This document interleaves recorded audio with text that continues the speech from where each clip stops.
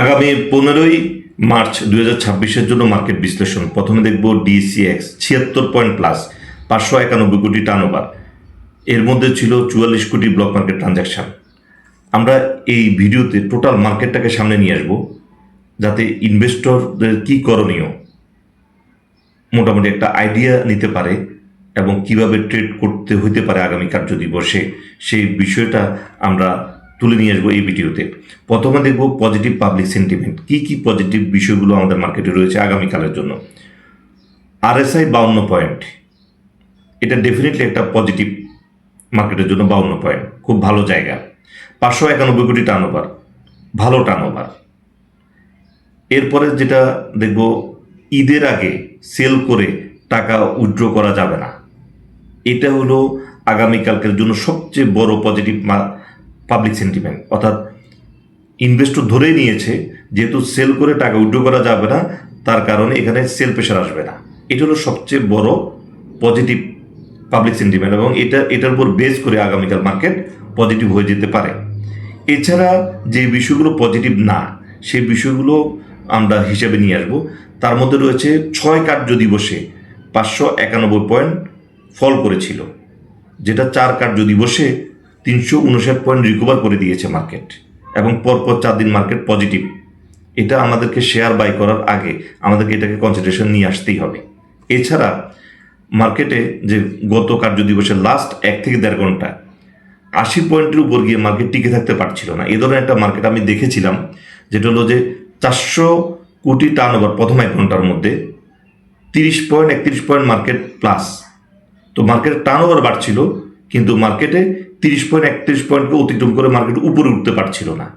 তো তখন মনে হচ্ছিল যে মার্কেট এখান থেকে ডাউনে চলে আসবে, এবং সেদিন মার্কেট ডাউনে চলে এসেছিল। যেটা গত কার্যদিবসে যে এই সেম জিনিস দেখা গিয়েছে, যে 80 পয়েন্টের উপরে গিয়ে মার্কেট স্টে করতে পারছিল না। 80 পয়েন্টে যাওয়ার পরে মার্কেট আবার ব্যাকে চলে আসতেছিল। অর্থাৎ এটা সন্দেহের ব্যাপার, যেটা হলো এখানে যে আগামী কার্যদিবসে সেটা বোঝা যাবে যে কেন 80 পয়েন্টে গিয়ে বারবার ব্যাকে চলে আসতেছিল। অর্থাৎ মার্কেটে এখানে একটা সেল প্রেশার ছিল, এবং সেটা যদি 80 পয়েন্টে এটা যদি বারবার যেহেতু ব্যাক করছিল, এটা হইতে পারে যেটা আগামীকালে এটা একটা বড় ইস্যু হয়ে দাঁড়াতে পারে। যেটা আমি ইতিপূর্বে যে মার্কেটে যে 400 কোটি প্রথম 1 ঘন্টা টার্নওভার যেটা বললাম, যে 400 কোটির উপরে টার্নওভার, কিন্তু 30-31 পয়েন্টের উপরে মার্কেট বাড়তে পারছিল না, এবং মার্কেট ফল হয়ে গিয়েছিল সেদিনই। তো এটাও সে একই রকম, 80 পয়েন্টের উপর মার্কেট যেতে পারছিল না। এছাড়া মার্কেটে যে জিনিসটা আছে সেটা হলো যে কম ভলিউমে শেয়ারের প্রাইস আপ হচ্ছে, যেটা মার্কেটের জন্য একটু সন্দেহজনক। মার্কেট বাড়ছে, প্যানিক সেল কাটিয়ে উঠছে, কিন্তু মার্কেটে বায়ার ক্রিয়েট করতে পারে নাই, সেটাও আমাদেরকে কনসিডারেশন নিয়ে আসতে হবে। অর্থাৎ আগামী কার্যদিবসে যে আমাদের কি করণীয় থাকবে, সেটা হলো যে আমাদেরকে অবশ্যই 600 কোটি টার্নওভার, এটা আমাদেরকে কনসিডারেশন নিয়ে আসতে হবে যে মিনিমাম 600 কোটি টার্নওভার থাকে কিনা।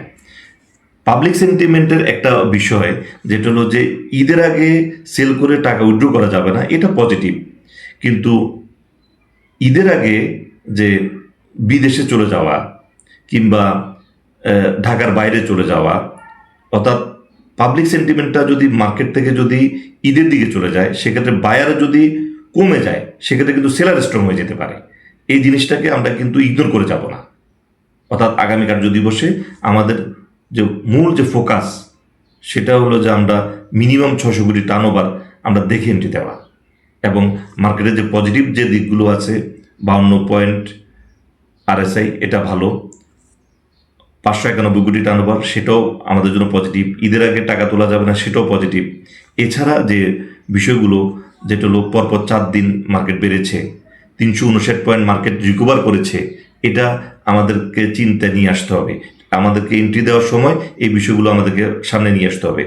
আমাদেরকে টু দি পয়েন্ট বাই করতে হবে, এই কারণে যাতে আমাদের ইনভেস্টমেন্টটা ব্লক না হয়ে যায়। ইনভেস্টমেন্ট ব্লক না হলেই মার্কেটের টার্নওভার বাড়বে। এই বিষয়টা খেয়াল করে 600 কোটি টার্নওভারকে সামনে রেখে তারপর আমাদের টু দি পয়েন্ট বাই করা উচিত।